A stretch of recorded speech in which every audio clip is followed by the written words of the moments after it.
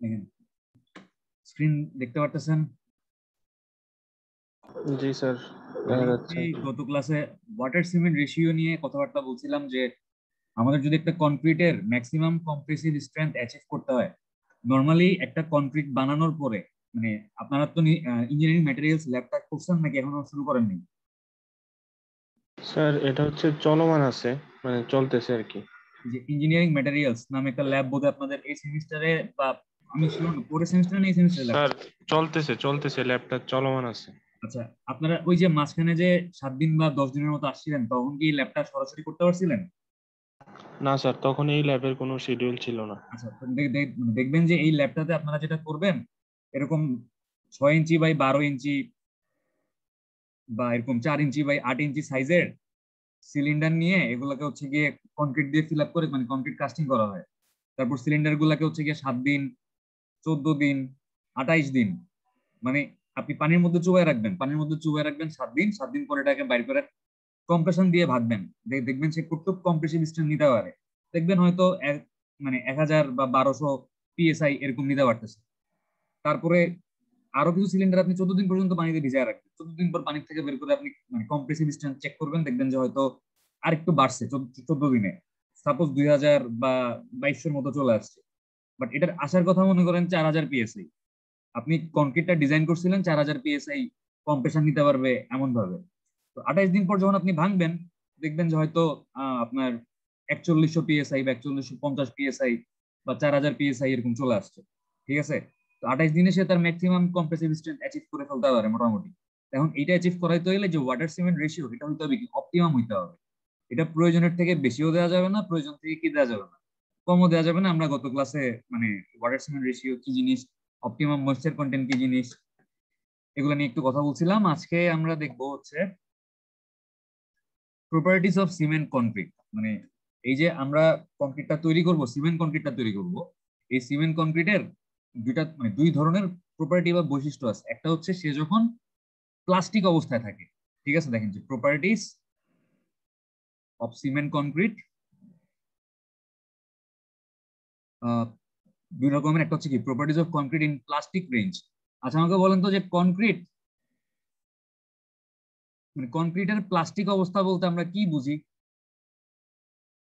কনক্রিটের plastic অবস্থা বলতে আমরা কি বুঝি?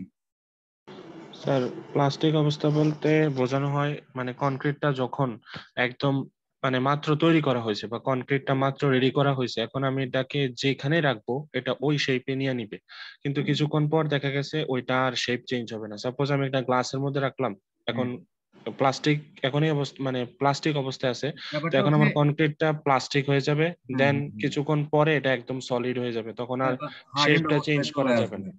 জি ব্যাপারটা স্যার। হচ্ছে যে মনে করেন আপনি কনক্রিটটাকে একটা গ্লাসের মধ্যে রাখছেন, সেটা এখনো প্লাস্টিক অবস্থায় আছে। আপনি বুঝবেন কেমনে? যদি গ্লাস থেকে বাইর করে আপনি প্লেটের মধ্যে রাখলে সেটা হচ্ছে প্লেটের শেপ না। তার মানে কি, আপনি চাইলে শেপটা চেঞ্জ করতে পারতেছেন, কিন্তু মানে আপনি যদি আপনার ফোর্স যেটা আপনি অ্যাপ্লাই করছেন ওটা আপনি মানে সরায় ফেলেন, তা সে কিন্তু তার নিজের অবস্থায় ফেরত আসতে পারতেছে না। যদি এমন হইতো যে আপনি তাকে জোর করে একটা প্লেটের শেপ বানাইছেন, তারপর প্লেটটা সরাই ফেললেন বা আপনি যে ফোর্সটা অ্যাপ্লাই করছেন ওটা সরাই ফেললেন, সে তার আগের অবস্থায় চলে আসতো, তাহলে আমরা বলতাম কি সে হচ্ছে ইলাস্টিক অবস্থায় আছে। তো কনক্রিটের পক্ষে আসলে ইলাস্টিক থাকাটা সম্ভব না। কনক্রিট ইলাস্টিক ম্যাটেরিয়াল না, কনক্রিট হচ্ছে ব্রিটাল ম্যাটেরিয়াল বা ভঙ্গুর। তাইলে এই কনক্রিটের সাথে আমরা ব্যবহার করি এমন একজন ভদ্রলোকের নাম বলুন তো যে হচ্ছে ইলাস্টিক অবস্থায় থাকতে পারে, বলতে পারবেন কেউ? আমরা যখন আরসিসি স্ট্রাকচার তৈরি করি, আরসিসি স্ট্রাকচার তৈরি করার সময় কনক্রিটের সাথে আমরা আরেকজন ভদ্রলোককে ব্যবহার করি, যে ভদ্রলোক হচ্ছে ইলাস্টিক থাকতে পারে বা ইলাস্টিক স্যার, থাকতে পারে। ইয়া রড বা রড, রেইনফোর্সমেন্ট। Exactly rod. কারণ রড যদি আপনি টানেন, একটা রড নিয়ে রডের আপনি মনে করেন টেনশন চেক করবেন, এটা ল্যাবে আপনারা টেস্ট করবেন। তো এই দুই মাথায় হচ্ছে দুইটা জ্যাক লাগায়, এবং দুইটা জ্যাক লাগায় একটা টানা হয়, মানে এদিকে টানা হয় আর এদিকে টানা হয়। তো প্রথম দিকে দেখবেন যে এটা খুব মানে অল্প একটু বাড়তেছে, মানে মাঝখানের দিকটা, এই দিকটাই মাঝখানের এই জোনটা হচ্ছে গিয়ে এরকম চিকন হয়ে যায়। আর এই দুই পাশ তো মানে টানা হয়। তো এই আপনি যদি ফোর্সটা রিমুভ করে ফেলেন, দেখবেন যে সে হয়তো আবার আগের অবস্থায় চলে আসতে পারতেছে, কারণ তার ইলাস্টিক লিমিটের মধ্যে আছে। তো একটা সময় আপনি যখন টানতে টানতে টানতে টানতে ওই ইলাস্টিক লিমিট ক্রস করে ফেলতেছেন, তখন সে আর আগের অবস্থায় আসে না। সে তখন একটা পর্যায়ে গিয়ে এই জায়গাটা চিকন হতে হতে টাচ করে ছিঁড়ে যায়। ঠিক আছে, যাই হোক, তো আমরা বুঝতেছি যে কংক্রিট দুইটা অবস্থা থাকতে পারে, একটা হচ্ছে কংক্রিটের প্লাস্টিক অবস্থা, যখন আপনি কংক্রিটকে নিয়ে নাড়াচাড়া করতে পারবেন, যে কোনো শেপ দিতে পারবেন। আর একটা হচ্ছে কি কংক্রিটের হার্ডেন্ড অবস্থা, যখন তাকে আপনি নাড়াচাড়া করতে পারবেন না, সে শক্ত হয়ে গেছে। এখন এই যে কংক্রিটের প্লাস্টিক রেঞ্জ বা প্লাস্টিক অবস্থা যখন কংক্রিটটা থাকবে, তার কিছু বৈশিষ্ট্য বা তার কিছু ধর্ম আছে। ধর্মগুলা কি? একটা হচ্ছে ওয়ার্কেবিলিটি। তো ওয়ার্কেবিলিটি কি জিনিস আমরা অলরেডি দেখছি, যে একটা কংক্রিট নিয়ে কত সহজে আপনি নাড়াচাড়া করতে পারতেছেন, বা কত সহজে আপনি এটাকে হ্যান্ডেল করতে পারতেছেন, কত সহজে এটাকে কোনো একটা শেপ দিতে পারতেছেন। এই জিনিসটাকেই বলা হচ্ছে কি ওয়ার্কেবিলিটি, বা কত ইজিলি তাকে নিয়ে কাজ করা যাচ্ছে। ইট is a measure of is. Is মানে হচ্ছে সহজ, মানে কতটা সহজে বা কতটা ইজিলি করা যাচ্ছে আর কি। It is a measure of is with which concrete can be handled from the mixture stage to its fully finally compacted stage. মানে কনক্রিট মিশানোর পর থেকে, এটা একটা ফ্রেশ কনক্রিট তৈরি করার পর থেকে একদম ফাইনালি শক্ত হওয়ার আগ পর্যন্ত তাকে নিয়ে কতটা সহজভাবে কাজ করা যাচ্ছে, এটা পরিমাপ করার একটা ইন্ডিকেটরই হচ্ছে কি ওয়ার্কেবিলিটি। The proportion and properties of water, cement, aggregate influence the workability of concrete. মানে কংক্রিটের ওয়ার্কেবিলিটি কি ভালো হবে নাকি খারাপ হবে, বেশি হবে নাকি কম হবে, এই জিনিসগুলা ডিপেন্ড করে হচ্ছে কংক্রিটটা তৈরি করার সময় আপনি যেই পানিটা ব্যবহার করতেছেন ওয়াটার, এবং আপনি যেই সিমেন্ট ব্যবহার করতেছেন ওই সিমেন্ট, এবং যেই অ্যাগ্রিগেট ব্যবহার করতেছেন বা যেই ব্রিক চিপস বা বালি ব্যবহার করতেছেন, এই তিনটা জিনিসের কোয়ালিটি এবং তাদের প্রপোর্শন মানে রেশিও, মানে কতটুকু সিমেন্টের সাথে আমি কতটুকু কোর্স এগ্রিগেট যোগ করব, কতটুকু ফাইন এগ্রিগেট যোগ করব, কতটুকু পানি যোগ করব, এগুলার অনুপাতের উপর ডিপেন্ড করতেছে হচ্ছে আমাদের একটা কনক্রিটের ওয়ার্কেবিলিটি কিরকম হবে। ঠিক আছে? আচ্ছা, এবার দেখেন যে এলিমেন্টস অফ দ্যাট ওয়ার্কেবিলিটি, মানে এই যে আমরা কনক্রিটটা তৈরি করতেছি, কনক্রিটটা তৈরি করার সময় কোন উপাদানটার এই ওয়ার্কেবিলিটিতে কি ভূমিকা আছে, বা কোন উপাদানটা হচ্ছে কনক্রিটের ওয়ার্কেবিলিটিকে কিভাবে ইফেক্ট করতেছে। কনক্রিট তৈরি করার সময় তো আমরা বিভিন্ন উপাদান ব্যবহার করতেছি, কোন উপাদানটার আসলে কি ভূমিকা এই ওয়ার্কেবিলিটির উপরে, এটা একটু আমরা দেখার চেষ্টা করবো। যে এলিমেন্টস দ্যাট ইফেক্ট ওয়ার্কেবিলিটি, মানে কোন উপাদানগুলো আসলে ওয়ার্কেবিলিটিকে, মানে ওয়ার্কেবিলিটির উপরে প্রাধান্য বিস্তার করতেছে বা ইফেক্ট করতেছে। দেখেন, প্রথমে দেখেন যে quantity of water in the mix, মানে আপনি কংক্রিটের যে মিক্সারটা তৈরি করবেন ওই মিক্সারটাতে পানির পরিমাণ কতটুকু, এইটার হচ্ছে ওয়ার্কেবিলিটির উপরে একটা ইফেক্ট আছে। ইনক্রিজড অ্যামাউন্ট মানে করসপন্ডিং ইফেক্ট, এই সেকেন্ড কলামটা হচ্ছে, প্রথম কলামটা হচ্ছে মানে কোন উপাদান, আর সেকেন্ড কলামটা হচ্ছে তার প্রভাব। তো দেখেন যে increase amount of water increases workability, যদি আপনি পানির পরিমাণ বাড়ান তাহলে কি হবে, ওয়ার্কেবিলিটি কিন্তু বাড়বে। কারণ স্বাভাবিক, আপনি চিন্তা করেন একটা খিচুড়ি আপনি রান্না করতেছেন, এই খিচুড়িতে যদি আপনি পানি কম দেন, এটা কিন্তু শক্ত শক্ত আছে, এটাকে আপনি খুন্তি দিয়ে নাড়াচাড়া করতে গেলে কিন্তু আপনার কষ্ট হবে। বাট আপনি যদি খিচুড়ির মধ্যে পানি দেন, এটা যদি একদম মানে নরম হয়ে যায়, ওই নরম খিচুড়ি কি আপনার খুন্তি দিয়ে নাড়তে কষ্ট হবে? হবে? না স্যার, হবে না। হবে না। খালি কি আশরাফ বলে খিচুড়ি রান্না করছেন, আর কেউ কখনো করেন নাই? আমি স্যার খিচুড়ি রান্না করি নাই, আম্মুকে মাঝে মধ্যে হেল্প করি আর কি। আচ্ছা আচ্ছা, মানে জিনিসটা সবাই তো বুঝতে পারছেন, কারণ রান্না না করলে সবাই তো খাইছেন। তো যারা খাইছেন তারা তো বুঝতেছেন যে কোনটা আসলে বেশিলি মানে ইজিলি আপনি নাড়তে পারবেন আর কোনটা একটু নাড়তে কষ্ট হবে। তাইলে দেখেন যে বুঝতেছেন যে যদি কনক্রিটের আমরা পানির পরিমাণ বেশি দিই তাহলে কি এটার ওয়ার্কেবিলিটি বাড়বে, এটা নিয়ে আপনি ইজিলি হ্যান্ডেল করতে পারবেন। বাট প্রবলেম হচ্ছে কি, ইচ্ছা মতো পানি দিলে আবার কনক্রিটের কি কমে যাবে, কনক্রিটের স্ট্রেংথ কমে যাবে স্যার। মানে স্ট্রেংথটা যদি আপনি ম্যাক্সিমাম পাইতে চান আপনাকে ওই অপটিমাম ময়েশ্চার কন্টেন্ট মেনটেন করতে হবে। মানে এই পয়েন্টের চাইতে বেশি পানি আপনি অ্যাড করতে পারবেন না, আপনাকে এদিকে থাকতে হবে, বাম দিকে থাকতে হবে। আপনি এই যে আমি পয়েন্টটা এখন দাগাইলাম, এই পয়েন্টটা এক্সিড করে এই দিকে আপনি আসতে পারবেন না, কারণ এই পয়েন্টের বেশি পানি যোগ করলে কি হবে, কমপ্লিট মানে স্ট্রেংথ কমা শুরু করছে কিন্তু আবার, দেখছেন? এটা হচ্ছে কি হাইয়েস্ট বা পিক। এই অপটিমাম মানে এতটুকু পানি যোগ করলে কংক্রিট তার ম্যাক্সিমাম বা পিক স্ট্রেংথটা গেইন করতে পারবে। তো বুঝতে পারছি যে পানি যোগ করলে ওয়ার্কেবিলিটি বাড়বে কিন্তু স্ট্রেংথ কমতে পারে। তো মাথায় রাখতে হবে যে অতিরিক্ত পানি যোগ করাও যাবে না ওয়ার্কেবিলিটি বাড়ায় দেওয়ার জন্য। Proper grading of aggregate mixture, আপনি যে কোর্স এগ্রিগেট এবং ফাইন এগ্রিগেট যেগুলা যোগ করবেন, এই যে ব্রিক চিপস, তারপর হচ্ছে স্যান্ড বা বালি, এগুলা যোগ করার সময় আপনাকে মাথায় রাখতে হবে যে ফাইন এগ্রিগেট এবং কোর্স এগ্রিগেট গুলো যেন প্রপারলি গ্রেডেড হয়, মানে ওয়েল গ্রেডেড হয় যেন, ঠিক আছে? মানে এগুলোতে যেন সব সাইজের পার্টিকেল সমান পরিমাণে থাকে, ছোট বড় medium sand, coarse sand, fine sand, তাহলে ওয়ার্কেবিলিটি বাড়বে যদি আপনার অ্যাগ্রিগেট গুলো ওয়েল গ্রেডেড হয়। কেন? মনে করেন আপনি কোর্স অ্যাগ্রিগেট হিসাবে পাথর ইউজ করতেছেন বা ব্রিক চিপস ইউজ করতেছেন, তো ব্রিক চিপস গুলা অনেক বড় বড় বিশাল বিশাল সাইজের, এই তাহলে কিন্তু ওয়ার্কেবিলিটি ভালো হবে না, আপনি এগুলাকে নিয়ে ইজিলি নাড়তে পারবেন না। বাট যদি আপনার পাথর বা ব্রিক চিপস এর মধ্যে বিভিন্ন সাইজের পাথর থাকতো, ছোট, মিডিয়াম, বড়, তাহলে দেখতেন যে মানে ভয়েড স্পেস গুলা ফিল আপ হয়ে যেত এবং আপনি ইজিলি এগুলোকে নাড়াচাড়া করতে পারতেন। এবং যেহেতু মানে বিভিন্ন সাইজের পার্টিকেল আছে, ঠিক আছে। আচ্ছা, এরপর হচ্ছে অ্যামাউন্ট অফ সিমেন্ট। দেখেন, আমাকে বলেন তো সিমেন্ট সাইজে বেশি ছোট হয় নাকি হচ্ছে কোর্স এগ্রিগেট সাইজে বেশি ছোট হয়, নাকি ফাইন এগ্রিগেট সাইজে বেশি ছোট হয়? কোনটার মানে সাইজের দিক থেকে ছোট, সিমেন্ট, ফাইন এগ্রিগেট না কোর্স এগ্রিগেট, বলেন তো? সিমেন্ট। সব স্যার চাইতে সিমেন্টটাই পাউডার তো। অবস্থায় দেখেন বালি তো একটু দানাদার থাকে, জি স্যার। কিন্তু বালির থেকে সিমেন্ট সাইজে আরো ছোট না? জি স্যার। তার মানে আমরা যে cement, course aggregate, fine aggregate, water এগুলা মিলাবো একসাথে কংক্রিট তৈরি করতে, হয়তো আমি দেখলাম যে আমি যে কংক্রিটটা তৈরি করতে যাচ্ছি তার জন্য আমার 1 ভাগ সিমেন্টের সাথে 2 ভাগ কোর্স এগ্রিগেট, 3 ভাগ ফাইন এগ্রিগেট, আর মনে করেন 4 ভাগ পানি যোগ করতে হবে। আমি দেখলাম মানে ডিজাইন করার পরে, এখন আমি দেখতেছি যে এই ডিজাইনটা মেনটেন করলে হয়তো আমার কংক্রিটের কম্প্রেসিভ স্ট্রেংথ আমি 4000 পিএসআই পাচ্ছি, কিন্তু ওয়ার্কেবিলিটির অবস্থা খুব খারাপ। মানে 5 মিনিট 10 মিনিট পরেই কংক্রিটটা শক্ত হয়ে জমাট বেঁধে যাচ্ছে, আমি চাইলেও তাকে নিয়ে আর কাস্টিং করতে পারতেছি না। আমার তো ওয়ার্কেবিলিটি বাড়াইতে হবে, তাহলে আমি কি করতে পারি? এদিকে আবার পানি বাড়াই দিলে কিন্তু ওয়ার্কেবিলিটি বাড়বে। এই পানির পরিমাণ যদি আমি বাড়াই দিই তাহলে কিন্তু ওয়ার্কেবিলিটি বাড়বে, কিন্তু তাহলে আমার কি হবে?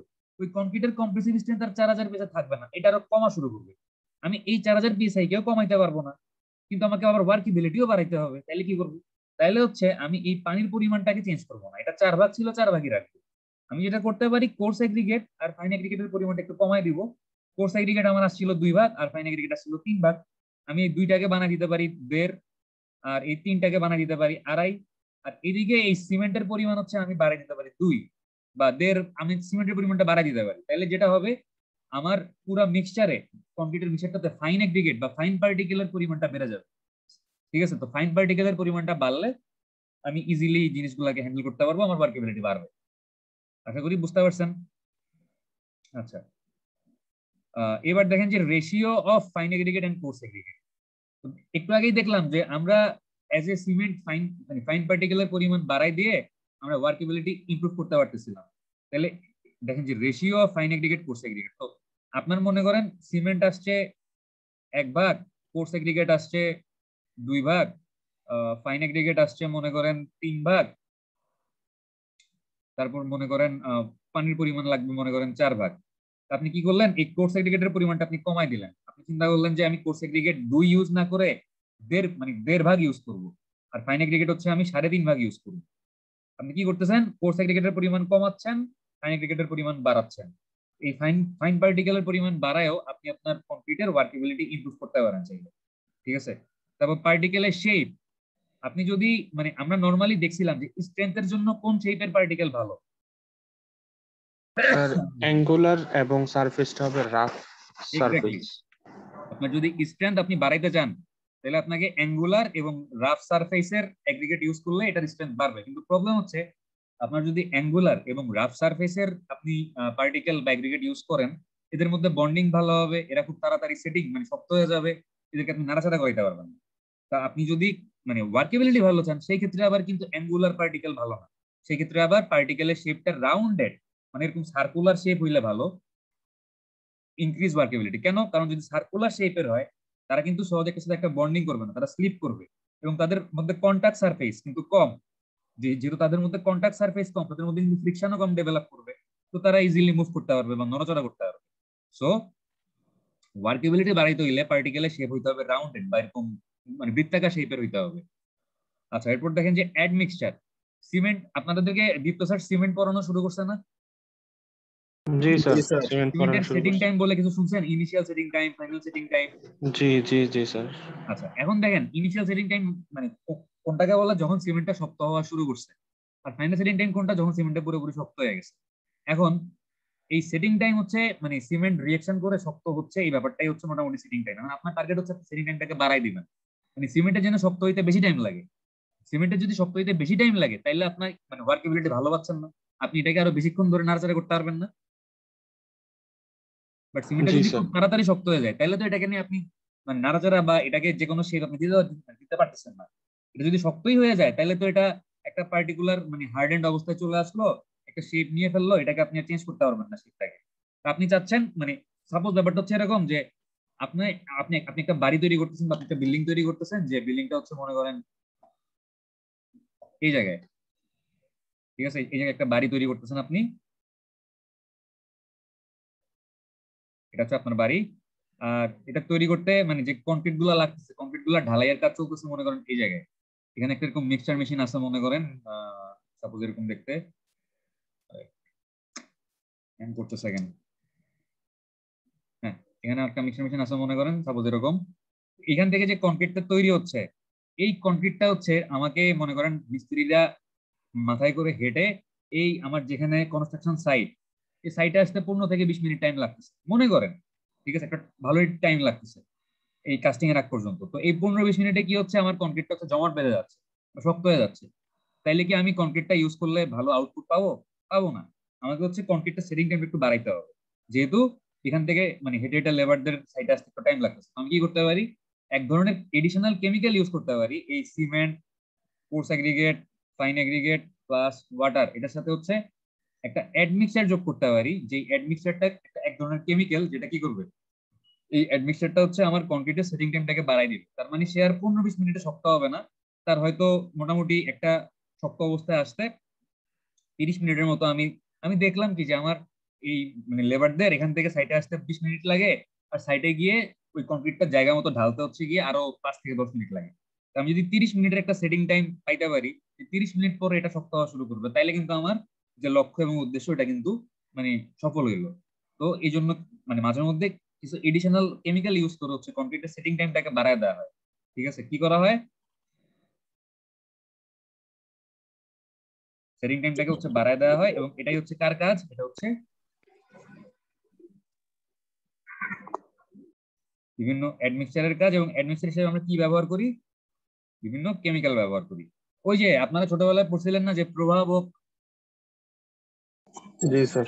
প্রভাবকের কাজ কি, বিক্রিয়াকে প্রভাবিত করা, বিক্রিয়ার দ্রুত গতিকে ত্বরান্বিত করা, ঠিক আছে, ত্বরান্বিত করা। জি স্যার। ত্বরান্বিত করা।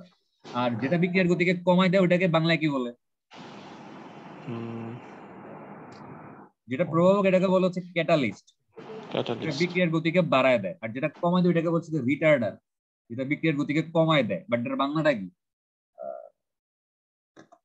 প্রভাবক, আর একটা বাংলাটা বই লাগিয়েছে আমি মনে নেই, যাই হোক, একটা হচ্ছে বিক্রিয়ার গতিকে বাড়ায় দেয়, ক্যাটালিস্ট হচ্ছে প্রভাবক, আর যেটা বিক্রিয়ার গতিকে কমায় হচ্ছে রিটার্ডার। আপনি বলেন তো অ্যাডমিক্সার কি ক্যাটালিস্ট নাকি রিটার্ডার? স্যার রিটার্ডার, যেহেতু এটা এটা স্লো কি করে করতেছে, দিতেছে। এটা হচ্ছে সিমেন্টের হাইড্রেশন রিঅ্যাকশনটাকে স্লো করে দিচ্ছে এবং সেটিং টাইমটাও সেটিং বেশি টাইমটাকে হইতেছে। বাড়ায় দিচ্ছে। তো এটা হচ্ছে এক ধরনের রিটার্ডার অ্যাডমিক্সারটা, ঠিক আছে, যাই হোক। আচ্ছা, এবার হচ্ছে দেখেন মেথড অফ কম্প্যাকশন। এই কম্প্যাকশন মেথডও কিন্তু আপনার ওয়ার্কেবিলিটি মানে বাড়াইতে পারে কমাইতে পারে। ব্যাপারটা কিভাবে হচ্ছে, কনক্রিট যখন আপনি ঢালবেন এটা কিন্তু মানে খুব তাড়াতাড়ি দেখা যায় যে মানে জমাট বাঁধা শুরু করে দেয়। এটা যেন ঢালার সঙ্গে সঙ্গে জমাট না বাঁধে, এই জন্য হচ্ছে দেখবেন যে সাইটে বড় বড় সাইট গুলোতে যেখানে ছাদের ঢালাই টালাই হয়, ওইখানে হচ্ছে একটা এরকম পাম্প থাকে, পাম্প, ওই যে হাইড্রোলিক পাম্প যেগুলো মানে মোটরের মতো থাকে এরকম, ঠিক আছে, এটার সাথে একটা পাইপ লাগানো থাকে এরকম বড়। এই পাইপটাকে বলা হচ্ছে গিয়ে নজেল, এই পাইপের মাথাটাকে বলা হচ্ছে গিয়ে নজেল। এই পাইপটা হচ্ছে ওই কনক্রিটের মধ্যে ঢুকায় দেয়। এই মোটরের সাহায্যে পাইপটা কন্টিনিউয়াস ভাইব্রেশন করে, মানে চামচ দিয়ে শরবত বানানোর সময় শরবত নাড়ে না, চিনি আর পানি ঠিক মতো মিশানোর জন্য, একইভাবে এই এই পাইপটা কি করতেছে, কন্টিনিউয়াস নড়তেছে কংক্রিটের মধ্যে।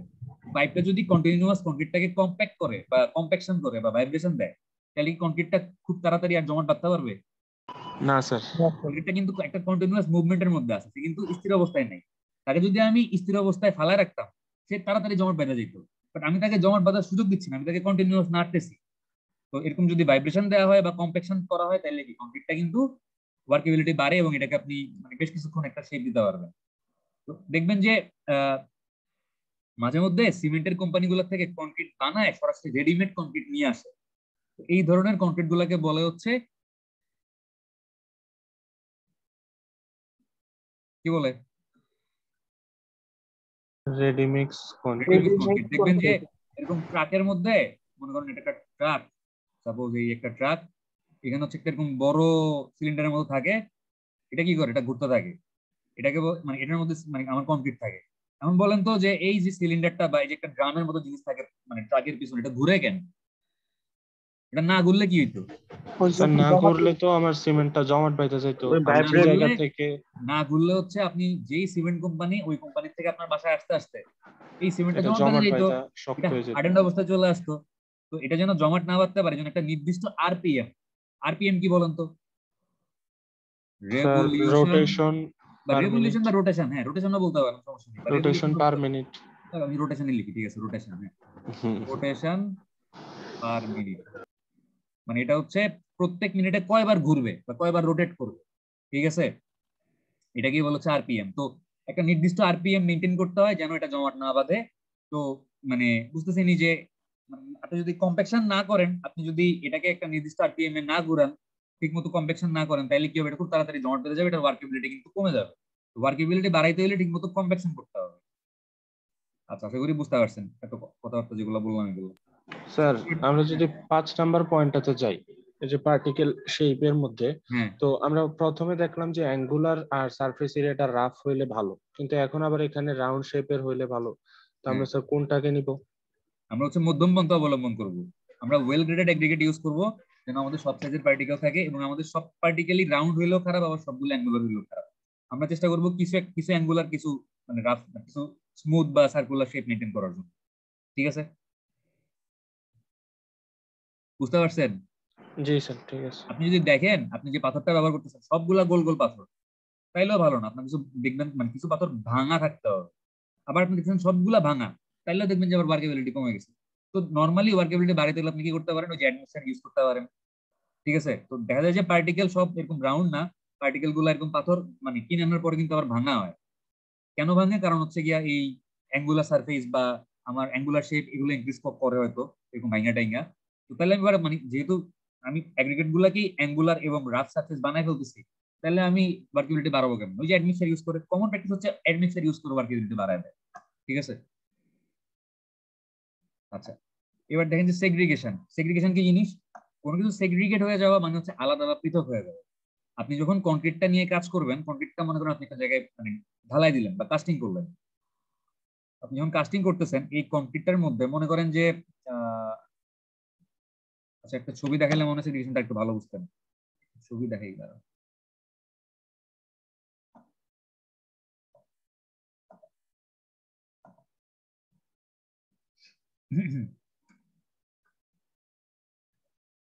সেগ্রিগেশন অফ কংক্রিট, আপনারা নিজেরাও গুগলে সার্চ দিতে পারেন, তাইলে মানে বুঝতে পারবেন যে আসলে কংক্রিটের সেগ্রিগেশন বলতে আমরা কি বুঝি। ছবিটা দেখলেই কিছুটা আন্দাজ করতে পারবেন। আহ আচ্ছা, এই ছবিটা দেখাইলে মনে হয় কিছুটা বুঝতে পারবেন।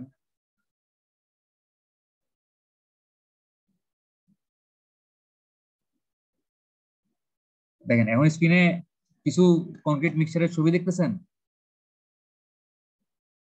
জি স্যার। জি স্যার। আমি সেগ্রিগেশন বানানটা ভুল লিখছি, একটু দাঁড়ান। সেগ্রিগেশন, হ্যাঁ আমি বানানটা ভুল লিখছি, একটু দাঁড়ান। সেগ্রি, GATION, হ্যাঁ সেগ্রিগেশন, এখন বানানটা ঠিক আছে। দেখেন এই যে আমি যখন কংক্রিটটা মিক্স আপ করলাম, মিক্স আপ করে একটা জায়গায় আমি এটাকে ঢালাই দিচ্ছি বা একটা জায়গায় আমি কাস্টিং করতেছি, কাস্টিং করার সময় যেটা হচ্ছে দেখেন যে কংক্রিটের সিমেন্ট, ফাইন পার্টিকেল, পানি সব আলাদা হয়ে যাচ্ছে, আর কোর্স এগ্রিগেট গুলা আলাদা হয়ে উপরে মানে ভাসমান অবস্থায় বা আলাদা হয়ে যাচ্ছে। কোর্স এগ্রিগেটটাকে আপনি দেখতেছেন যে উপরে পুরো আলাদাভাবে দেখা যাচ্ছে, ভিজিবল অবস্থায় আছে। তাদের থাকার কথা ছিল কি একটা হোমোজেনিয়াস মিক্সচার, একটা সমরত্ব মিশ্রণ অবস্থায় থাকার কথা ছিল, একদম সবকিছু একসাথে ভালো মতো মিক্স আপ হয়ে থাকার কথা ছিল। বাট কি হচ্ছে এখানে, আমার কোর্স এগ্রিগেট গুলো আলাদা হয়ে যাচ্ছে। এই কোর্স এগ্রিগেট আলাদা হয়ে যাওয়ার যেই মানে ধর্মটা বা যেই টেন্ডেন্সিটা, এটাকেই বলে কি সেগ্রিগেশন অফ কংক্রিট। আপনার যদি কংক্রিটের মানে পানির পরিমাণ বেশি হয়, বা যদি পানি মানে অনেক পাতলা, মিক্সারটা যদি অনেক পাতলা হয় মানে ডেন্সিটি কম হয় বা পাতলা হয়, তাহলে কি হবে, পানিগুলা দেখবেন যেরকম আলাদা হয়ে গেছে ফাইন পার্টিকেল আর বালিগুলা নিয়ে বা সিমেন্ট গুলা নিয়ে, আর কোর্স এগ্রিগেটটা আলাদা হয়ে গেছে। এই এই অবস্থাটাকে বলে কি কংক্রিটের সেগ্রিগেশন বলে। এটা কি ভালো? কি মনে হয় আপনাদের, এটা কি ভালো না খারাপ? স্যার অবশ্যই খারাপ। এটা খারাপ, ঠিক আছে। তাহলে আমরা দেখি যে সেগ্রিগেশনটা কি জিনিস, যে tendency of separation of coarse aggregate particle from the concrete mass is called segregation। মানে কংক্রিট থেকে কোর্স পার্টিকেল গুলা, কোর্স এগ্রিগেট পার্টিকেল গুলা পৃথক হয়ে যাওয়ার যে প্রবণতা বা যে ধর্ম, এটাকে কি বলে? এটাকে সেগ্রিগেশন বলে। Harmful for concrete strength, segregation কি করতেছে? সেগ্রিগেশন হচ্ছে কংক্রিট স্ট্রেংথের জন্য ক্ষতিকর, কংক্রিট স্ট্রেংথটাকে কমায় দেয়।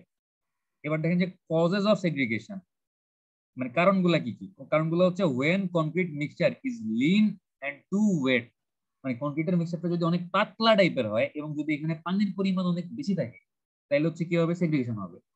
when larger and rough textured aggregate is used, আপনি যদি বেশি বড় সাইজের পার্টিকেল ব্যবহার করেন যেগুলো ওজনে অনেক ভারী এবং তাদের টেক্সচার যদি রাফ হয়, মানে তারা যদি মানে বেশি ফ্রিকশন ডেভেলপ করে, তাদের মধ্যে বন্ডিং ভালো হবে এবং তারা যদি সাইজে বড় হয়, তাদের ওয়েট বেশি হইলে তারা কি করবে? একটা সময় নিচের দিকে মানে অদক্ষেপ আকারে, বা ওই যে আমরা ছোটবেলায় পড়ছি না যে পাতন হয়, বালি আর পানি মিশাইলে বালিগুলা নিচে পড়ে যায়, এটাকে কি বলে? পাতন বলে। একইভাবে হচ্ছে যে আপনি যদি কংক্রিটের মিক্সচার তৈরি করেন, ওই মিক্সচারে যদি আমার মানে কোর্স এগ্রিগেট গুলো সাইজে অনেক বড় হয় এবং অনেক রাফ সারফেস হয়, তারা কি করবে? একজনের সাথে একজন বন্ডিং ক্রিয়েট করবে এবং ওজনে ভারী হয়ে তারা নিচের দিকে পড়ে যাবে বা তারা মেইন মিক্সচার থেকে আলাদা হয়ে যাবে। তাহলে সেগ্রিগেশনের কারণ দুইটা মেইন, মানে মোটামুটি দুইটা কারণ বুঝতে পারছেন? স্যার কখন পাতলা হয় স্যার, মানে মিক্সারটা কি কারণে পাতলা হতে পারে? যদি পানির পরিমাণ বেশি দেন তাইলে পাতলা হবে, স্বাভাবিক। আপনি পানির পরিমাণ যদি অতিরিক্ত দেন তাইলে কি হবে? এটা পাতলা হয়ে যাবে, পাতলা হয়ে যাবে। আচ্ছা, এবার দেখেন যে অ্যাভয়েডেন্স অফ সেগ্রিগেশন, আপনি যদি সেগ্রিগেশন অ্যাভয়েড করতে চান আপনাকে কি করতে হবে? দেখেন, addition of little air entraining agent in the mix, মানে হচ্ছে আপনি কংক্রিটের যেই মিক্সচারটা তৈরি করতেছেন ওইখানে কিছু এয়ার এন্ট্রেইনিং এজেন্ট বা বাতাস ঢুকতে অ্যালাউ করবে এরকম কিছু কেমিক্যাল যোগ করতে হবে, যে কেমিক্যাল গুলা কি করবে? আপনার কংক্রিটের মিক্সচারের মধ্যে 2 থেকে 3% বাতাসকে ঢুকাবে জোর করে।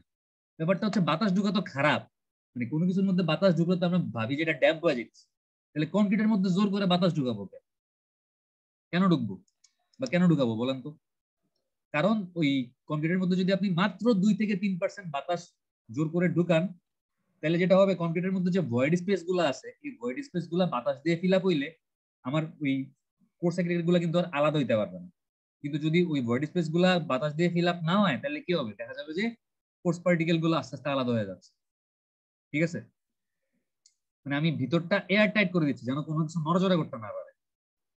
এইটা গেল হচ্ছে আমার সেগ্রিগেশন অ্যাভয়েড করার একটা উপায়, যে আমি আমার কম্পিউটার মিক্সচারের সাথে 2 থেকে 3% এয়ার এন্ট্রেইনিং অ্যাডমিক্সচার, ঠিক আছে, বা এয়ার এন্ট্রেইনিং এজেন্ট, যেগুলো হচ্ছে কম্পিউটারের মধ্যে বাতাসকে ঢুকতে অ্যালাউ করবে, 2 থেকে 3% বাতাসকে ঢুকতে অ্যালাউ করবে। এই ধরনের কিছু অ্যাডমিক্সচার বা এই ধরনের কিছু কেমিক্যাল বা এই ধরনের কিছু এজেন্ট বা রিএজেন্ট আমি ব্যবহার করব আমি যদি সেগ্রিগেশন অ্যাভয়েড করতে চাই। আচ্ছা, আরেকটা জিনিস কি দেখেন, যে রেস্ট্রিক্টিং the amount of water two smallest possible amount, মানে পানির পরিমাণ যতটুকু কম বা যতটুকু ইউজ না করলেই না, পানি ঠিক অতটুকু ইউজ করতে হবে, ওই অপটিমাম ময়েশ্চার কন্টেন্ট, এর বেশি ইউজ করা যাবে না। আপনি যদি পানির পরিমাণ বাড়ায় দেন বা ইচ্ছা মতো আপনি যদি পানি মানে যোগ করেন, তাহলে কি হবে? আপনার কংক্রিটটা পাতলা হয়ে যাবে বা লিন হয়ে যাবে, তখন সেগ্রিগেশন হবে।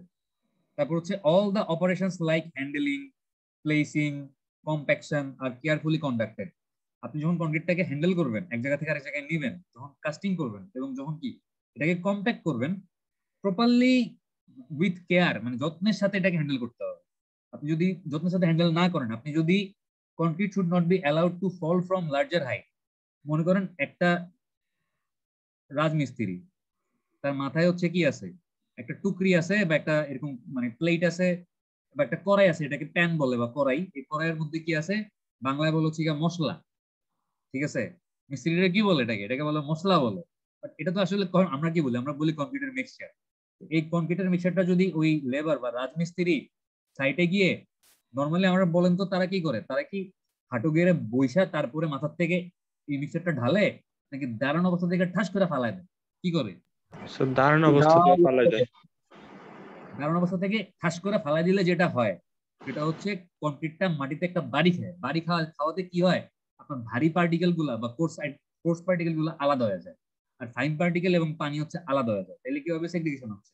তো যেন এরকম মানে সেগ্রিগেশন না হয়, এই জন্য আপনারা যখন সাইটে মানে কাজ করবেন আপনাদেরকে খেয়াল রাখতে হবে লেবাররা যেন এরকম দাঁড়ানো অবস্থা থেকে ঠাস করে কংক্রিটটা না ফালায়, তারা যেন হাঁটু গেড়ে বসে।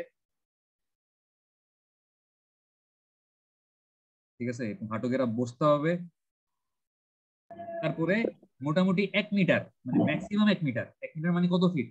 3.28 ফিট, এতটুকু বোর্ড থেকে ফেলতে পারবে, এর বেশি যেন না হয়। ঠিক আছে, এরকম কোথাও দেখি নাই আর কি স্যার, বসে যে করে বেশিরভাগ জায়গায় দাঁড়ায় ফেলায়। করাটা উচিত, কারণ দাঁড়ায় ফেললে কি হবে, এই যে সেগ্রিগেশন হবে। বোঝা গেছে? হ্যাঁ, এই যে আমাদের লাস্টের পয়েন্টটা হচ্ছে যে concrete should not allowed to fall from larger height, মানে অনেক উপর থেকে যেন না পড়ে। তো মিস্ত্রিরা তো দাঁড়ায় ফেললে অনেক উপর থেকে পড়তেছে। আচ্ছা ঠিক আছে, তো স্যার আমার এই সেগ্রিগেশনের ফলে আলটিমেটলি কি ক্ষতি হচ্ছে? স্ট্রেংথ কমে যাচ্ছে, আপনার কোর্স পার্টিকেল আলাদা হয়ে যাচ্ছে কংক্রিটের মিক্সচার থেকে। কংক্রিট হচ্ছে একটা হোমোজেনিয়াস মিক্সচার, কংক্রিটের মধ্যে সবগুলা পার্টিকেল একসাথে যত দৃঢ়ভাবে থাকবে বা বন্ডিং ভালো হবে তত সে ভালো পারফর্ম করতে হবে। আপনার যদি সেগ্রিগেশন হয় তাহলে ফাইন পার্টিকেল গুলো আলাদা হয়ে গেল, আপনি দেখবেন যে আপনার কংক্রিটের গায়ের মধ্যে আপনি মনে করেন একটা বিম, একটা কলাম বানাইছেন মনে করেন, আপনি দেখবেন যে এরকম গর্ত গর্ত হয়ে গেছে। এটাকে হানিকম বলে, হানিকম। আপনি একটা ছবি দেখাইলে বুঝবেন যে হানিকম কংক্রিটটা দেখতে, যেখানে তো ছবি আছেই। স্ক্রিনটা একটু শেয়ার করি। আমার স্ক্রিনে কি এখন লেখালেখি দেখতেছেন না ছবি দেখতেছেন? লেখালেখি স্যার। এই যে দেখেন এই ছবিটা দেখতেছেন, আমি এখন মাউসের কার্সারটা যেখানে রাখছি দেখতেছেন না? এই যে এই ছবিটা দেখেন, এখানে একটা কংক্রিটের সারফেসটা কি এরকম মানে গর্ত গর্ত হয়ে গেছে। এটাকে কি বলে? এটাকে হানিকম্বিং বলে। এটা কেন হয়েছে? কারণ এখান থেকে আমার কংক্রিট সরে গেছে বা কোর্স পার্টিকেল বা কোর্স এগ্রিগেট সরে গেছে। তো এটা একটা প্রবলেম। এরকম হানিকম্বিং হইলে আপনার কংক্রিট তো দুর্বল হয়ে যাবে।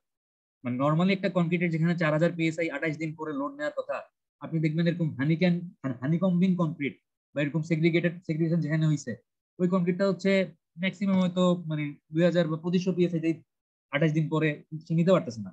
8 দিন পর সে ম্যাক্সিমাম 2000 বা 2500 পিএসআই নিতে পারতেছে। ঠিক আছে, তো এই প্রবলেম গুলো হইতে পারে সেগ্রিগেশন হইলে। আচ্ছা, স্যার এটা কি প্রথম অবস্থায় দেখা দিবে স্যার, নাকি এটা আস্তে আস্তে দেখা দিবে হানিকমটা? হানিকমটা প্রথম অবস্থাতে দেখা দিবে।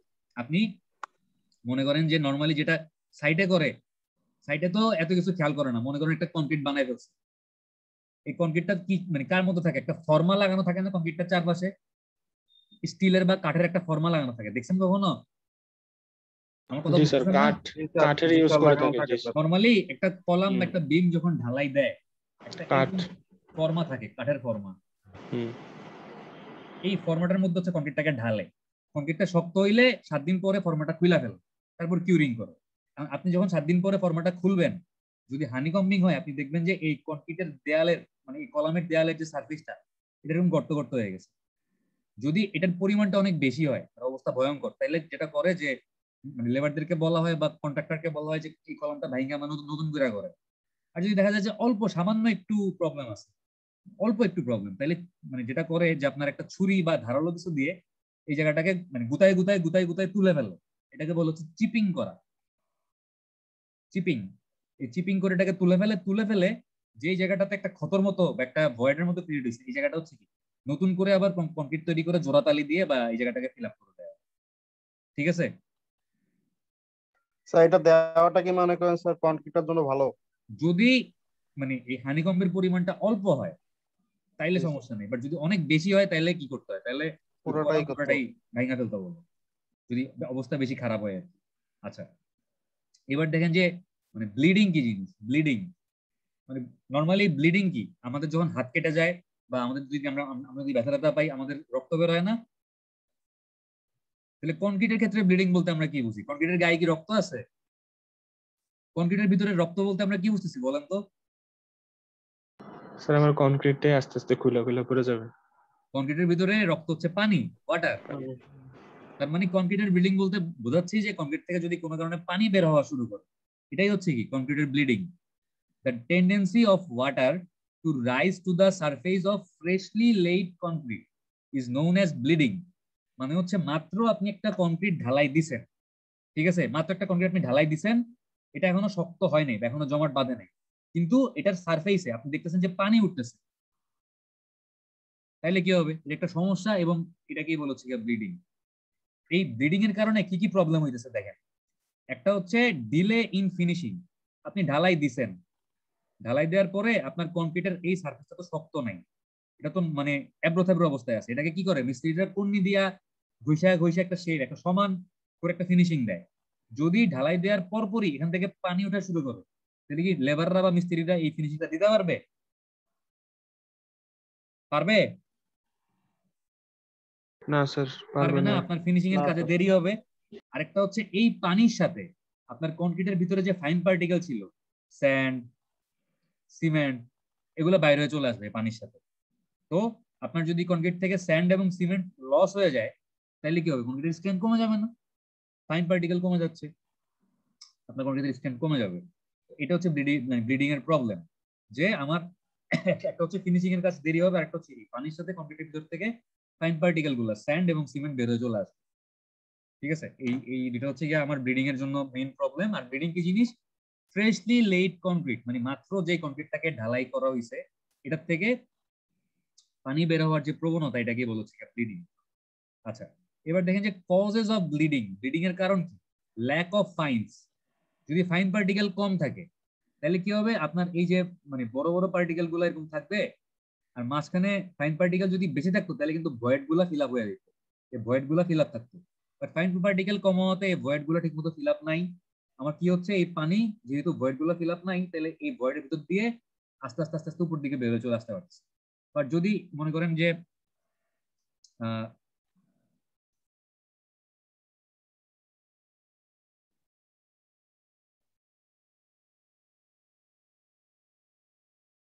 মনে করেন যে এটা একটা যদি কংক্রিটের সারফেস হয়, আমি 2 ডাইমেনশনাল একটা ছবি আঁকার চেষ্টা করি। এটা একটা কংক্রিটের সারফেস, ঠিক আছে? মনে করেন এই একটা কংক্রিট, কংক্রিটের একটা স্ল্যাব চিন্তা করেন। এই স্ল্যাবের মধ্যে আমি যদি জাস্ট এই অংশটুকু দেখি, তাহলে আমি দেখবো এখানে কি আছে? কিছু ফোর্স অ্যাগ্রিগেট আছে। স্যার আপনি একবার বলছে ভয়েড গুলা রাখা উচিত, কারণ স্যার বাতাস ঢুকে, বাতাস ঢোকার জন্য। ওই তাহলে স্যার ভয়েড গুলো ভয়েড তো বাতাস ঢুকে তো ফিল আপ করে দিচ্ছে। যদি বাতাসও না থাকে, যদি শুধু ভয়েড থাকে একদম খালি, তাহলে তো ওই ভয়েড খালি। দিয়ে পানি বের আসবে। বাট যদি বাতাস থাকে তাহলে কি পানি বেরিয়ে পারবে? না স্যার। ওইটাই, মানে ভয়েড থাকা যাবে না। হয় ফাইন পার্টিকেল দিয়ে ভয়েড ফিল আপ করবো, নাহলে কি কিছু। এখন আপনি ফাইন পার্টিকেল দিয়ে তো সব ভয়েড ফিল আপ করতে পারবেন না, কিছু ভয়েড তো থাকবেই।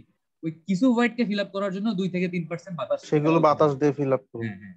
তো মনে করেন যে এখানে বালি আছে, এগুলো হচ্ছে মনে করেন বালি, ঠিক আছে? আচ্ছা, এগুলা বালি লাল কালার দিই, তাহলে বালি দেওয়া যাবে। এগুলো হচ্ছে মনে করেন বালি। এই ভয়েড গুলো হচ্ছে বালি আর সিমেন্ট দিয়ে ফিল আপ আছে। তাহলে যেটা হবে যে এই ভিতর থেকে যে পানিগুলা, এই পানিগুলা কিন্তু মানে বের বের হয়ে, মনে করেন নীল কালার হচ্ছে পানি, এই পানিগুলা কিন্তু এই ভয়েড গুলা দিয়ে বের হয়ে আর উপরে আসতে পারবে। বাট যদি এই ভয়েড গুলাতে ফাইন পার্টিকেল না থাকতো, তাহলে কি হতো? পানিগুলা এই ভয়েড গুলা দিয়ে এরকম আগাইতে আগাইতে আগাইতে এই সারফেসের উপরে চলে আসতো। এটাকেই বলছি ব্লিডিং। বুঝতে পারছেন? তাহলে মানে ব্লিডিং এর কারণ কি? কজেস অফ ব্লিডিং হচ্ছে ল্যাক অফ ফাইন আর too much amount of water, অতিরিক্ত পানি ব্যবহার করবে। অতিরিক্ত পানি ব্যবহার করলে দেখা যাবে যে কংক্রিটের হাইড্রেশন রিয়েকশন হইতে যে পরিমাণ পানি লাগবে, ওই পরিমাণ পানি মানে রিয়েকশনে অংশগ্রহণ কইরা হাইড্রেশন রিয়েকশন ঘটাইলো, আর ঘটানোর পরে অতিরিক্ত পানি কই যাবে? তার তো যাওয়ার জন্য জায়গা লাগবে। তো তখন সে ভয়েড স্পেস পাইলেই উপরের দিকে এটা চলে আসে। তাহলে আমরা ব্লিডিং এর কারণগুলো বুঝতে পারলাম। এখন দেখবো যে ব্লিডিংটা আপনি কিভাবে প্রিভেন্ট করতে পারেন বা প্রতিহত করতে পারেন। How we can prevent bleeding বা রেমিডিজ অফ ব্লিডিং কি কি। দেখেন, আপনি যদি ব্লিডিংটা থামাইতে চান, আপনাকে যেটা করতে হবে সেটা হচ্ছে বাই অ্যাডিং মোর সিমেন্ট। আপনি সিমেন্টের পরিমাণ বাড়াবেন, মানে কি? ফাইন পার্টিকেলের পরিমাণ বাড়াই দিবেন। তো ফাইন পার্টিকেলের পরিমাণ বাড়াই দিলে কি হবে? ভয়েডের পরিমাণ কমবে, কারণ ভয়েড গুলোতে ফাইন পার্টিকেল ঢুকে ঢুকে ভয়েডের পরিমাণ কমাই দিবে। তাহলে মানে পানি হচ্ছে কি ভয়েড গুলা দিয়ে উপরে উঠে আসতে পারবে না। ঠিক আছে তো? আর আপনি যদি সিমেন্টের পরিমাণ বাড়ায় দেন, তাহলে কি হবে? আপনার বেশি সিমেন্ট, বেশি হাইড্রেশন রিয়েকশন না?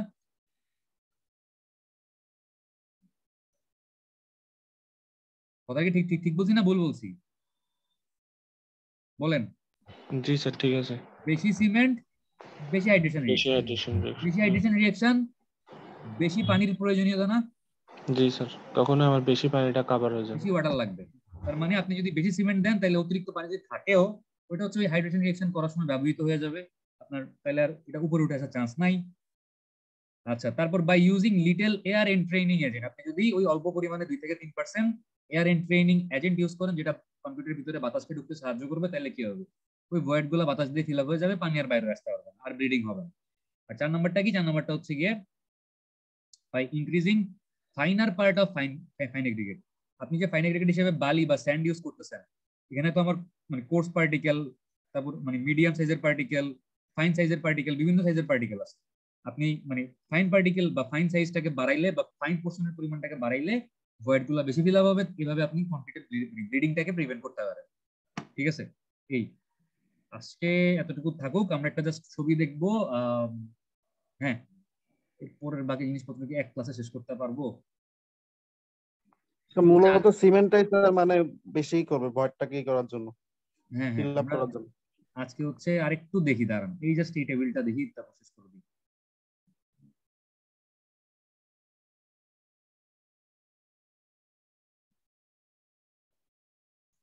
আমরা নেক্সট ক্লাসে চেষ্টা করব কংক্রিটের এই যা আছে এগুলো শেষ করে ফেলার, তারপর আমরা ম্যাথ করতে পারবো আর কি, কংক্রিটের মিক্স ডিজাইনের ম্যাথটা করতে পারবো।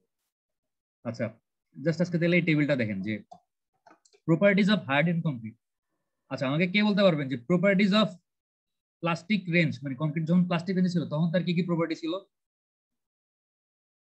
কি প্রপার্টি ছিল?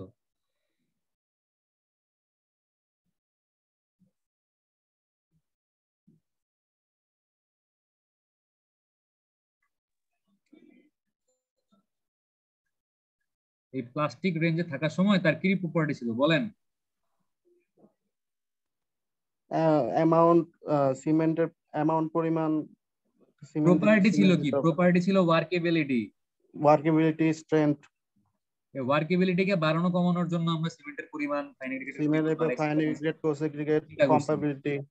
আরে সারছে রে, এত কিছু না, এগুলো তো হচ্ছে ফাইন এগ্রিগেট, কোর্স এগ্রিগেট, এগুলো তো আমরা কি ব্যবহার করতেছি, এগুলো তো কংক্রিটের প্লাস্টিক রেঞ্জের ধর্ম না। প্লাস্টিক রেঞ্জে কংক্রিটের বৈশিষ্ট্য কি? ওয়ার্কেবিলিটি। এই ওয়ার্কেবিলিটিকে ঠিক রাখার জন্য আমরা কোর্স এগ্রিগেট, ফাইন এগ্রিগেট, পানি টানি এগুলো নিয়ে আলোচনা করতে পারতাম। এবার আমাকে বলেন যে কংক্রিটটা যখন শক্ত হয়ে গেছে, হার্ড হয়ে গেছে, এটাকে আপনি চাইলেও যে কোনো শেপ দিতে পারতেছেন না। এই হার্ড এন্ড কংক্রিটের কি কি প্রপার্টি বা বৈশিষ্ট্য আমাদের মাথায় রাখতে হবে?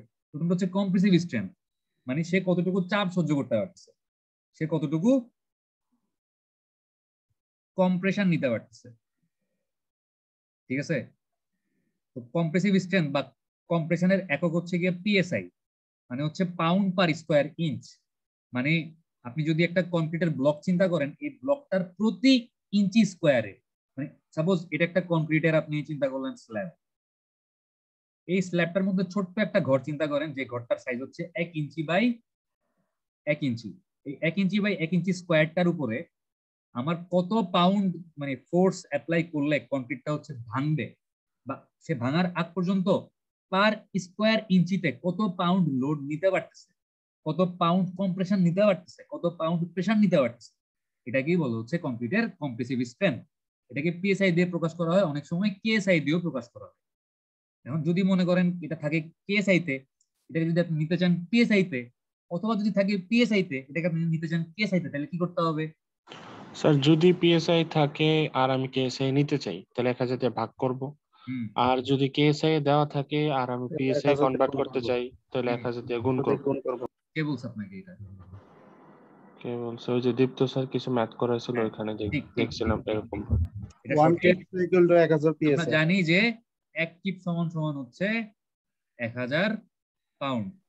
ঠিক আছে, তো যেহেতু 1 কিপ সমান সমান 1000 পাউন্ড, সো আমরা যদি কেএসআই থেকে এটাকে বানাইতে চাই পিএসআই, তাহলে আমরা গুণ করি কত দিয়ে? 1000 দিয়ে। আর যদি পিএসআই থেকে বানাইতে চাই কেএসআই, তাহলে আমরা ভাগ করি কত দিয়ে? 1000 দিয়ে। ঠিক আছে, আপনাদের মানে ঠিক আছে, আপনারা জানেন। Thank you. আচ্ছা, এবার দেখেন যে tensile and bond strength. Normally কংক্রিটের টেনসাইল স্ট্রেংথ খারাপ হয়, কংক্রিট ভালো একটা টেনশন নিতে পারে না। ঠিক আছে, সে নিতে পারে কম্প্রেশন আসলে, বাট কংক্রিটের টেনসাইল স্ট্রেংথ কি জিনিস? আপনি যদি একটা মানে সিলিন্ডার নিয়ে এভাবে না, যদি এটাকে এভাবে বসান এবং এভাবে বসায় যদি আপনি এটা দুই মাথায়, এই মাথায় আর এই মাথায় যদি আপনি লোড অ্যাপ্লাই করেন, এটা এরকম মানে বাঁকার চেষ্টা করবে না, এরকম ডিফ্লেক্ট করে বা এরকম এইভাবে বেঁকে যাওয়ার চেষ্টা করবে, তখনই আপনি বুঝতে পারবেন যে এটা আসলে এইখানে আসবে টেনশন, নিচে আসবে টেনশন। আচ্ছা, আপনাদের সবার হাত আছে না? আল্লাহর মধ্যে সবার তো হাত আছে, তাই না? হাতের এই যে কবজি বা এই যে কনিটা, একটু হাতটা নিজের সামনে ধরেন তো সবাই, সবাই নিজের হাত নিজের সামনে ধরেন, ধরছেন? মনে হয় না, সবাই ঘুমাইতেছেন। না স্যার ধরছি। তারপর নেক্সট কি এবার করব? দেখেন, আপনি যদি হাতটাকে ভাঁজ করেন বা বেন্ড করেন, তাহলে কনির নিচের দিকের এই যে এই জায়গাতে আমাদের যে মানে কনিটা আছে, এইখানকার স্কিনটা কি মানে টান খাচ্ছে না? জি স্যার। এই জি কনির স্যার, কনির নিচের দিকে যে চামড়াটা আছে, এই চামড়াটা কি হয়? এক্সপান্ড একদম করতেছে। টান টান হয়ে গেছে। তার মানে এই নিচে কি আসতেছে? টেনশন আসতেছে। আর এই যে উপরের জায়গাটা মানে দুই হাতের এই যে ভাঁজটা, এই জায়গাটা কি মানে এটা সংকুচিত হয়ে যাচ্ছে না? জি স্যার, এখানে কি আসতেছে? কম্প্রেশন। তার মানে এবার যদি এটা বাঁকে, উপরে কি আসতেছে? কম্প্রেশন আসতেছে। উপরে আর কম্প্রেশন, নিচে কি আসতেছে? টেনশন আসতেছে। টেনশন আসতেছে। এটা এভাবে মনে রাখলে আর জীবনে ভুলবেন না, ঠিক আছে? আচ্ছা, এবার দেখেন, তার মানে যদি আমি একটা সিলিন্ডার নিয়ে এভাবে চাপ দিই, সিলিন্ডারটা এভাবে বাঁকার চেষ্টা করবে, তাহলে এখানে কি আসবে? টেনশন আসবে, এবং মানে আমি এখান থেকে তার একটা টেনসাইল স্ট্রেংথ পাইতে পারি বা বন্ড স্ট্রেংথ, মানে এটাকে ভাঙতে কি পরিমাণ ফোর্স অ্যাপ্লাই করা লাগতেছে। এগুলো হচ্ছে তাদের হার্ড এন্ড অবস্থায় প্রপার্টি, ঠিক আছে? তারপর ইমপারমিএবিলিটি, মানে কংক্রিটটাকে ইমপারমিএবল হইতে হবে, বাইরে থেকে কোনো প্রকার পানি যেন এটার মধ্যে না ঢুকতে পারে, এটি অতিরিক্ত পানি। তারপর হচ্ছে resistance to weather and chemical attack, মানে হচ্ছে এটা যেন ক্ষয় না হয়, এটার উপর যেন রোদ বৃষ্টির কোনো ইফেক্ট না থাকে, এবং কেমিক্যাল অ্যাটাক মানে কোনো ধরনের কেমিক্যাল যেন এটার কোনো মানে ক্ষয়ক্ষতি না করতে পারে, এগুলো আমাকে মাথায় রাখতে হবে। শ্রিঙ্কেজ, এটার থেকে যেন অতিরিক্ত পানি বের না হয়ে গিয়ে এটা যেন সংকুচিত হয়ে না যায় বা ভলিউম যেন ডিক্রিজ না করে। শ্রিঙ্কেজ হচ্ছে কি? কংক্রিট থেকে পানি বের হয়ে গেলে এটার ভলিউমটা ডিক্রিজ হয়ে যাওয়ার যে প্রবণতা, এটাকে শ্রিঙ্কেজ বলে। ক্রিপ, ক্রিপ কি জিনিস? ক্রিপ হচ্ছে সেম যে আমার কংক্রিটটা হচ্ছে এরকম মনে করেন যে মানে ডিফর্ম হয়ে গেছে, ঠিক আছে? এরকম মনে করেন যে কুচকাই গেছে বা বোটাই গেছে।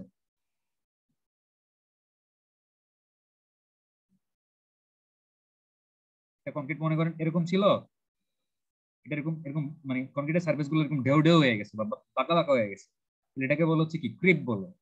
থার্মাল এক্সপানশন, মানে টেম্পারেচার বাড়া কমার কারণে আমার কংক্রিটের ভলিউম বাড়ে কমে, ঠিক আছে? ঠিক আছে, এই ধরনের থার্মাল কোন এক্সপানশন বা কন্ট্রাকশন হচ্ছে কিনা, এটাও মানে আমার হার্ডেন্ড অবস্থায় মাথায় রাখতে হবে। আর হচ্ছে ইলাস্টিসিটি, মানে এটা আসলে ইলাস্টিক বিহেভিয়ার আছে কিনা, বা এটা আসলে মানে কংক্রিটের ইলাস্টিক বিহেভিয়ার থাকে না, কংক্রিটটা যেহেতু প্লাস্টিক ম্যাটেরিয়াল, বাট হার্ডেন্ড অবস্থায় কি সে আসলে মানে ইলাস্টিক বিহেভ করতেছে, নাকি সে হচ্ছে গিয়া প্লাস্টিক অবস্থায় আছে, নাকি সে ইলাস্টিক প্লাস্টিক কোনোটাতেই নাই, সে পুরোপুরি হার্ড এন্ড অবস্থায় চলে গেছে। এই জিনিসগুলো আমাকে মাথায় রাখতে হবে যখন কংক্রিটটাকে আমি হার্ড এন্ড অবস্থা নিয়ে চিন্তা করবো বা হার্ড এন্ড স্যার কংক্রিট ইম্প্লিমেন্ট করবো। কম্প্রেসিভ স্ট্রেস টেনসাইল স্ট্রেসের কোনো মান আছে, মানে এতটুকু পরিমাণ ফোর্স নিতে টেনসাইল পারলে স্ট্রেংথের কোনো নরমাল মান নাই, বা নরমাল মান আমার মাথায় নাই। নরমালি কংক্রিটের টেনসাইল স্ট্রেংথ নিয়ে আমরা চিন্তাই করি না, আমরা ধরেই নিই যে কংক্রিটটা টেনশনে খুব দুর্বল হবে। আচ্ছা, আমাকে একটা কথা বলেন, আপনারা এই অটোক্যাড ক্লাস করার সময় বিমের ক্রস সেকশন আঁকছিলেন না? জি স্যার। বিমের ক্রস সেকশন আঁকার সময় দেখেন আমরা কি করছি, আমরা হচ্ছে এই নিচে রড দিছিলাম না, মনে আছে? জি স্যার। রড গুলাকে ক্র্যাঙ্ক করে উপরে তুলছিলাম, আবার মনে আছে? হ্যাঁ, একটার পর একটা করে ক্র্যাঙ্ক করছিলাম। হ্যাঁ হ্যাঁ হ্যাঁ। এখন আমি যদি এটা ক্রস সেকশনটা দেখি, এটা তো সাইড ভিউ আছে, যদি ক্রস সেকশন দেখি, আমার নরমালি রড থাকে কই? থাকে নিচে আর উপরে থাকতে পারে, যদি এরকম ক্র্যাঙ্ক করে উপরে তুলা দিই। আপনি যদি এই জায়গায় সেকশন কাটেন, তাহলে কি নিচে উপরে কোনো রড আছে? না স্যার। যদি এই জায়গায় কাটি তাহলে নিচে কোনো রড আছে? না না স্যার। আছে, থাকার তো কথা, যদি এভাবে দিতাম তাহলে থাকতো। যাই হোক, জি স্যার, আমি তো ক্র্যাঙ্ক করে উপরে তুলে দিয়েছি। মাঝখানে কাটছেন, তাহলে তো আমার শুধু নিচে রড আছে, উপরে কোনো রড নাই। চিন্তা করেন, এটা যদি একটা বিম হইতো, এই বিমটা যদি এইভাবে বাঁকতো, তাহলে আমার টেনশন আসতো কই আর কম্প্রেশন কই আসতো? স্যার এই টপ ফাইবার এটাতে আসতো কি? উপরে কম্প্রেশন আর নিচে হচ্ছে টেনশন। আর এই যে বটম ফাইবার, এই যে নিচে এটাতে আসতো কি? এটাতে টেনশন। এই টপ ফাইবারে আসবে ম্যাক্সিমাম কম্প্রেশনের ভ্যালু, এবং এই কম্প্রেশনটা আস্তে আস্তে কমতে থাকে। মনে করেন এটা হচ্ছে কম্প্রেশনের ভ্যালু, আমি বুঝাইলাম এই ডাক্তার দিয়ে, আস্তে আস্তে কমতেছে কমতেছে, কমতে কমতে কমতে কমতে নিউট্রাল এক্সিস বা সেন্ট্রয়েড, আপনারা সেন্ট্রয়েড বের করা শিখছেন না মেকানিক্সে? হুম। ওয়াই বার সিজি, জি জি জি স্যার। এটা সেন্ট্রয়েড বা সিজি তে হচ্ছে কি হবে? কম্প্রেশনের ভ্যালু 0 হয়ে যাবে, টেনশনের ভ্যালু 0 হয়ে যাবে।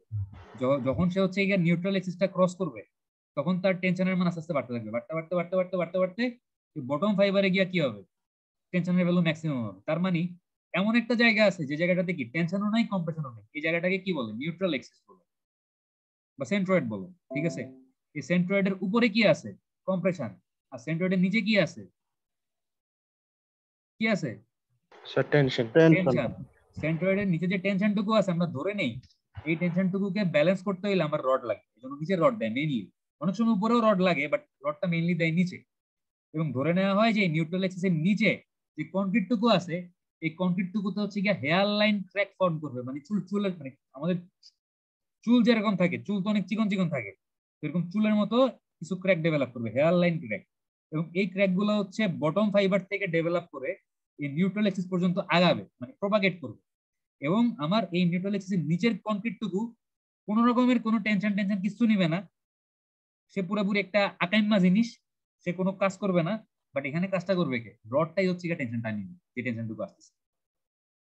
বুঝতে পারছেন? জি স্যার, ঠিক আছে। তাহলে মোটামুটি এই হচ্ছে আমাদের মানে আজকের ক্লাসের শেষ। আমরা ইনশাআল্লাহ নেক্সট ক্লাসে হচ্ছে ফ্যাক্টর এফেক্টিং প্রপোর্শন অফ, এটা প্রপোর্শন হবে না, এটা প্রপার্টি হবে। মানে কোন কোন ফ্যাক্টর গুলো হচ্ছে কনক্রিটের প্রপার্টিকে, এই যে হার্ডেন্ড অবস্থায়, প্লাস্টিক অবস্থায় কোন কোন ফ্যাক্টর গুলো হচ্ছে কনক্রিটের প্রপার্টি ইফেক্ট করতেছে, এটা হচ্ছে আমরা নেক্সট ক্লাসে ইনশাআল্লাহ দেখা শুরু করব। ঠিক আছে? জি স্যার, ইনশাআল্লাহ।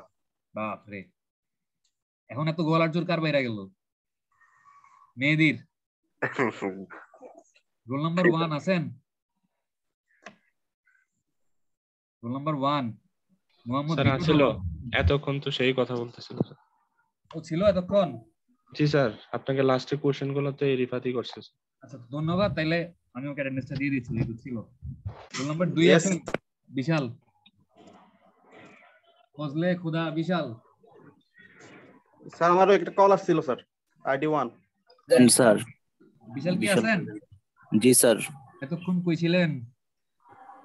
স্যার একটু ওই যে একটু দেরি হয়ে যায় আর কি স্যার। আচ্ছা রোল নাম্বার আইডি 1 স্যার, একটা কল দিছি। রোল নাম্বার 3 আছেন? হ্যাঁ স্যার, আছি। দাঁড়ান।